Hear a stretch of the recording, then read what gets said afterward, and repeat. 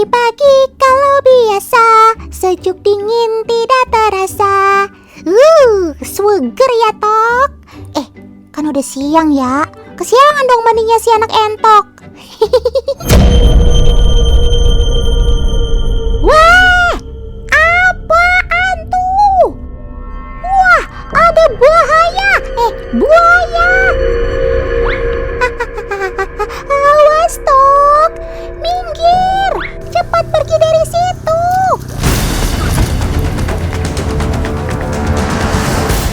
Yah, Otan terlambat. Sungguh malang nasibmu, Tok entok. Si anak entok langsung dibawa masuk ke dalam air. Begitulah cara makan si buaya ini, teman. Dia tidak langsung menggigit dan menelan mangsanya. Buaya akan membawa mangsanya terlebih dulu ke dalam air hingga si mangsanya kehabisan napas. Yuhu, balik lagi nih sama Otan dan Kalsyat yang kece badai. Pasti kalian sudah gak sabar nungguin tayangan hari ini kan? Hayo, pada ngaku deh. Nah, Tan, setelah kemarin aku main sama SNJ Nora, sekarang aku mau main sama reptil predator yang sangat buas dan gak kalah berbahaya. Penasaran kan? Yuk ikutin terus, Tan. Tapi perasaan Otan kok gak enak nih. Kalsyat mau ajak Otan ketemu hewan apa ya? Nah, ini pawangnya, namanya Mas Emi. Halo Mas Emi, apa kabar? Iya. Nah, ini satuannya, Tan. Satwa reptil terbahaya di dunia dan reptil terbesar ya, Mas Emi. Luar biasa. Waduh, bener kan dugaan Otan? Sekarang kegiatannya ngapain nih, Mas Emi? Kita mau ngasih coba makan? Ya. Serius nih kita mau main sama buaya? Pakai masuk kandang segala lagi. Memang nyaman nih, Kak. Buaya muara ini kayaknya lagi lapar berat tuh. Sob, beneran deh, Otan cuma ikut Kalsyat kok. Duh, Kalsyat gak ada takut-takutnya nih. Sekarang ia mau coba kasih makan buaya secara langsung. Hati-hati ya, Kak. Aku coba pakai ini deh, pakai tongkat. Karena masih pemula dan takut, pakai ini ya biar aman.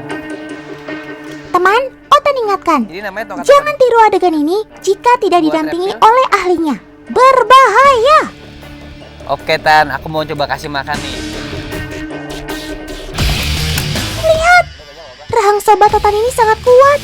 Sampai grab sticknya dimakan loh, Tan. Tuh, lihat. Ia bisa memberi tekanan sebesar 5.000 pon per inci persegi, atau 50 kali lebih besar dibanding rahang manusia. Kebayangkan gimana ia bisa mengoyak mangsanya? Kalau begini sih, mending Otan kabur aja.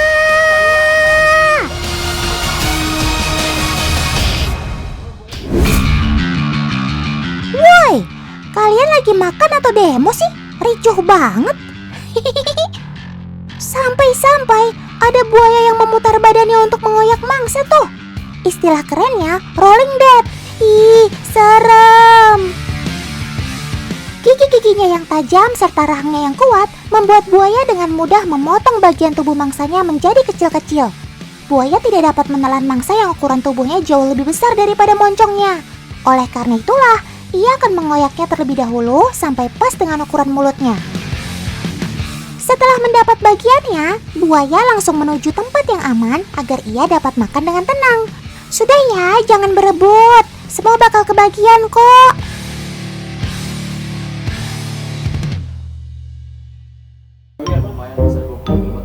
Wah, kelihatannya ada yang lagi mager nih, alias malas gerak. Ayo sob, sini-sini. Jangan main di air terus. Otan kan mau kenal lebih dekat dengan kamu. Perhatikan deh teman, pergerakan sobat Otan ini lebih lambat ketika berada di darat. Benar nggak sih, Kak? Nah, tuh lihat kan, Tan. Kalau buaya ini di darat pergerakannya lebih lambat dibanding di air. Tapi kalau buaya ini dalam keadaan terdesak, dia bisa lari dengan kecepatan 20 km per jam loh. Wah, kencang juga ya. Cukup berbahaya. Nah, benar kan? Ternyata pengamatan Otan masih bagus nih. Buaya memang akan terlihat lebih cepat di darat jika ia berlari sejauh 20-30 meter saja, teman.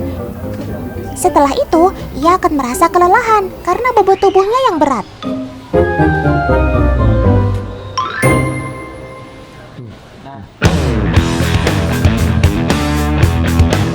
Nah, ini momen ketika buaya berlari di darat. Buaya akan mengangkat badannya menggunakan kaki depan dan belakang. Dengan begitu, gerakan mereka akan lebih cepat karena tubuhnya tidak menempel dan menggesek tanah. Di habitatnya, buaya sesekali akan mengejar mangsanya ketika di darat loh teman. Meski begitu, berburu mangsa di darat tidak selalu berhasil dibandingkan ketika ia berburu di air. Tapi kalau Otan perhatikan, mau di darat atau di air, kamu tetap ganas bin sangar. Serem!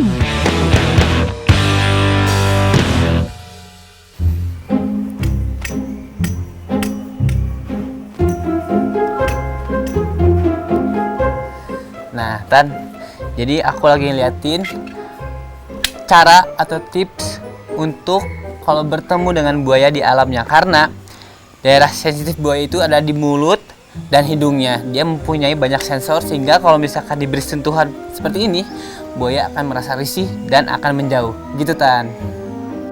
Cakep, Kak! Pada rahang buaya terdapat titik-titik kecil yang berguna sebagai sensor.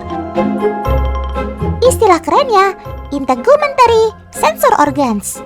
Sensor ini bikin rahang mereka sensitif terhadap gerakan dan tekanan dari luar. Sensor tersebut juga dapat mendeteksi medan listrik, medan magnet, dan kandungan air asin loh teman. Makanya, jika bagian rahang dan hidungnya dipukul seperti ini, bikin buaya tidak nyaman. Dan si buaya akhirnya berhasil kita pukul mundur. Otan nyatakan percobaan kali ini berhasil. Cakep.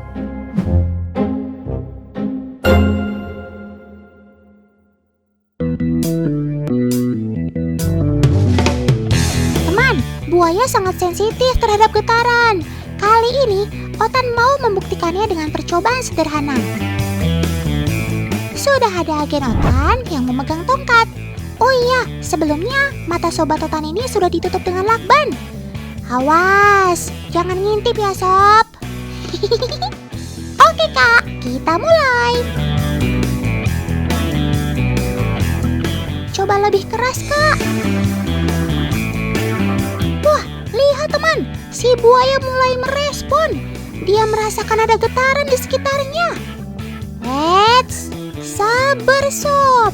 Jangan emosi ya, Otan gak ada niat jahat kok sama kamu. Meskipun tongkat ini tidak menyentuh secara langsung ke tubuh buaya, namun ia bisa merasakan ada pergerakan di sekitarnya teman. Walau kulit buaya tebal dan keras, ternyata sisiknya memiliki keistimewaan loh.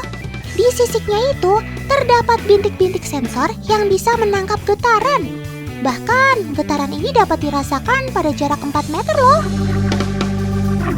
Nah teman, getaran ini juga dimanfaatkan buaya saat akan mencari mangsa di air.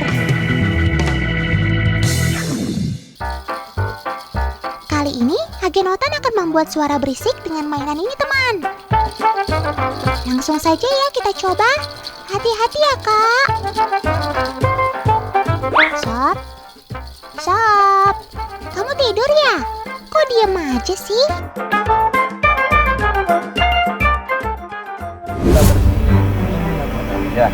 Dahsyat, hati-hati Kak.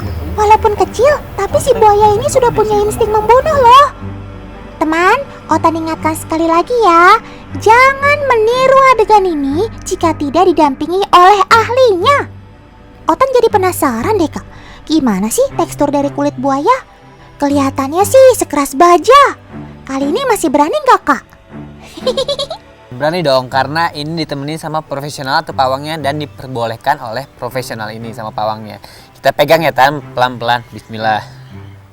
Untuk tekstur buaya ini ya bagian atasnya ini sangat keras dan ada bentuk kayak gini, tekstur banget. Kalau untuk pinggirnya, perut ini itu lebih lembut kan, jadi lebih kuat yang atas dan yang pinggir itu lebih lembut. Dan ini titik lemahnya juga ya, titik lemahnya buaya tuh di sini Tan. Gitu Tan teksturnya. Tekstur kulit buaya yang keras pasti bikin predatornya mikir berkali-kali untuk menyerangnya. Sementara warna dan corak kulit buaya kalau dilihat oleh hewan lain seperti bongkahan kayu yang mengambang. Predator dan mangsanya bakal tertipu nih. Kermaks banget deh kamu sob, keren maksimal.